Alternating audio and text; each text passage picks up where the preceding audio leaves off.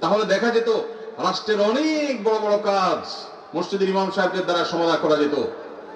এত বিশাল লোকবল, এত বিশাল জনগোষ্ঠী, মসজিদের এত বিশাল বড় প্ল্যাটফর্ম, এত বড় মিডিয়া, এই সবগুলোকে রাষ্ট্র যদি অন করত, রাষ্ট্রের চেহারা চেঞ্জ হয়ে যেতে পারত। কিন্তু ওই যে বলছিলাম, সে ব্রিটিশ আমল থেকে শুরু হয়েছে, আজও পর্যন্ত মুসলমানের দেশে মুসলমানরাই সবচেয়ে বেশি কোণঠাসা এবং দুর্বল। মুসলমানরাই সবচেয়ে বেশি বৈষম্যের শিকার, জুলুমের শিকার। ওলামা ইকরাম, মুসলমান প্রধান সমাজে যাদের মূল্য থাকার কথা, তাদের সমাজ রাষ্ট্র মূল্য দেয় না, এমনকি আমরা সমাজের মানুষও মূল্য দেই না। ঠিক না ঠিক? ইমাম সাহেবদের মূল্যায়ন কিভাবে করবেন? তাদের মূল্যায়ন করবেন, তাদেরকে সবচেয়ে বেশি সম্মান করবেন। কারণ নবী করিম সাল্লাল্লাহু আলাইহি ওয়াসাল্লাম বলেছেন, মাল্লাম ইউবাজ্জিল আলিমানা ফালাইসা মিন্না। যে ব্যক্তি আমার উম্মতের আলিমদেরকে সম্মান দেয় না, মর্যাদা দেয় না, ইজ্জত দেয় না, সে আমার উম্মত হতে পারে না। অতএব আপনার মসজিদের ইমাম সাহেব আপনার কাছে সম্মানিত হতে হবে। কমিটির লোক, মুসল্লি ভাইয়েরা, তাদেরকে চাকরের মতো আচরণ করতে পারবেন না, তাদেরকে শ্রদ্ধা করবেন।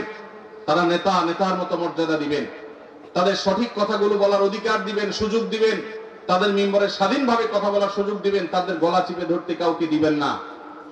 ইমাম সাহেবরা তাদের সম্মানজনকভাবে চলার মতো বেতন দিবেন, সম্মানে দিবেন, থাকার ব্যবস্থা করবেন। কারণ তারা অন্য কোনো কাজে এঙ্গেজ হতে পারেন না, ইমামতি করতে গিয়ে তারা এখানে এঙ্গেজ থাকতে হয়। অতএব তাদের জীবনযাপন যেন সম্মানজনক ভাবে হয়। পৃথিবীর অন্য যে কোনো মুসলমান দেশে, পৃথিবীর অন্য যে কোনো মুসলমান প্রধান দেশে মসজিদের ইমাম সাহেবরা আমার ক্ষুদ্র জ্ঞান অনুযায়ী বাংলাদেশের ইমাম সাহেবদের চাইতে ভালো অবস্থানে আছে অর্থনৈতিক ভাবে।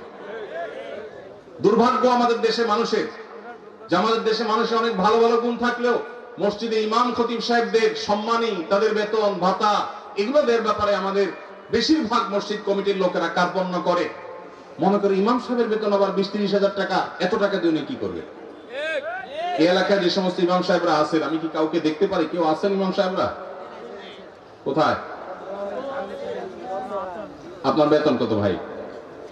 পুরুষের নাকি বেতন জিজ্ঞেস করলে নাকি আয়, আপনি মনে কষ্ট নিয়েন না, এটা শুধু একটু বোঝার জন্য। কত? আপনি আপনি ইমাম, আপনি ইমাম, আপনার কত? দরুনের 7,000 7,000। কোন এলাকার আপনারা? ওনাদের বাইরের মসজিদ। আপনি কোন মসজিদের ইমাম? বড় মসজিদ নাম কি? পশ্চিম পাড়া বড় মসজিদ। পশ্চিম পাড়া বড় মসজিদের কমিটির লোকজন কারা আছেন? কোন মসজিদ? পূর্বপাড়া। হ্যাঁ, পূর্বপাড়া মসজিদে মসজিদ কমিটির লোকেরা কেউ ভাই আছেন? হাত তোলেন, হাত তোলেন, হাত তোলেন, নাহলে আশপাশের লোকজন বাইর করে দিবে কিন্তু। হাত তোলেন। আছে পূর্বপাড়া কেউ আছে?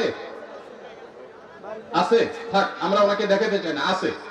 পশ্চিম পাড়া আছেন? আছেন। আর ইমাম সাহেব নাই? কই কই ভাই ইমাম সাহেব, আপনি কোন পাড়ার?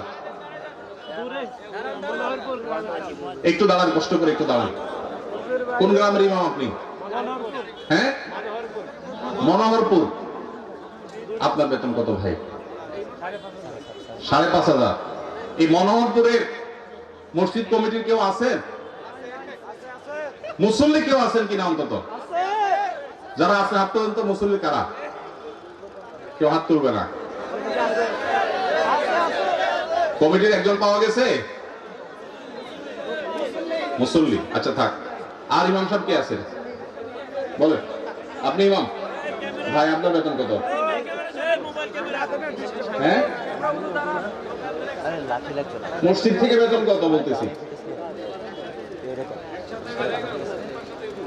মসজিদ মাদ্রাসা দুই ডিউটি বেতন 11.5। তার মানে আমরা যদি 5.5 ধরি, তাহলে 5.5 মসজিদ থেকে বলা যায়। 5 ওয়াক্ত নামাজ পড়ান, ইমামতি করেন, 5 ওয়াক্ত নামাজ পড়ান, 5,500 জুমা সহ। আপনার কোন এলাকা? এই গ্রামের নাম বলেন? ধুলিপাড়া। কই মাহফিলের আয়োজক কারা? সামনে আসেন না, সামনে আসেন। কই পোস্টার কই? নাম বলার আগে সামনে আসেন। নামই নেই, চালাক কারা?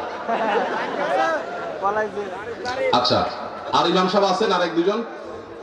কই ভাই? কোন এলাকার? পাশের এলাকার। বেতন কত?